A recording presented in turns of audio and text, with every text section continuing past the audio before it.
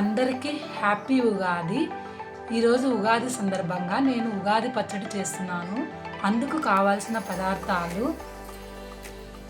ఒక మామిడికాయ, వేపపూత, చింతపండు కొంచెం, బెల్లం కొంచెం, కల్లుప్పు కొంచెం, మిరియాలు కొన్ని.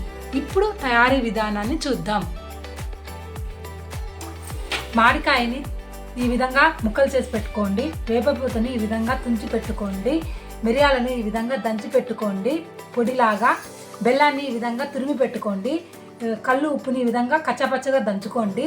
మనం తీసుకున్న చింతపండును 10 నిమిషాల ముందు నానబెట్టండి వాటర్లో.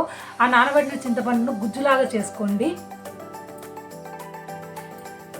ఇప్పుడు మనం మ్యాచ్ చేసుకున్న చింతపండుని ఈ విధంగా గుజ్జు తీసుకున్నాం కదా, ఈ చింతపండుని ఒక బౌల్లో యాడ్ చేసుకోండి.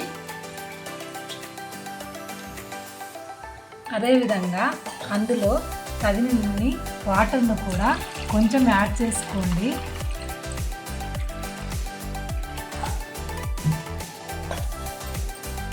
అందులో బెల్లాన్ని కూడా, తురిమిన బెల్లాన్ని తగినంత యాడ్ చేసుకోండి.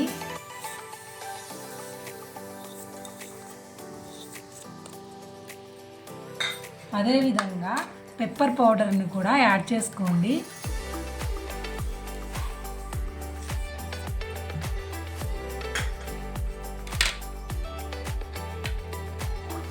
అదేవిధంగా వేపపూతను కూడా యాడ్ చేసుకోండి.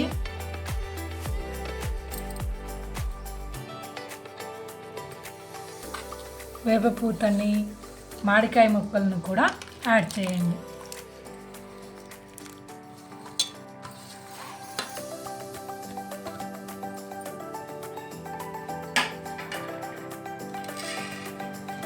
అందులోనే ఉప్పుని కూడా, కచ్చాపచ్చాగా దంచిన ఉప్పుని కూడా యాడ్ చేయండి.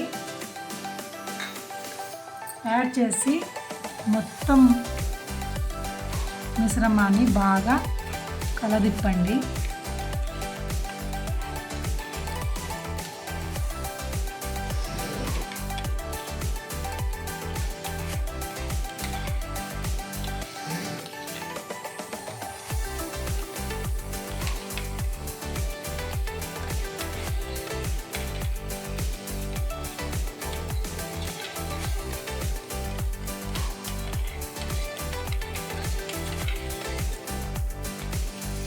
ఇలా బాగా మిక్స్ చేసాం కదండి.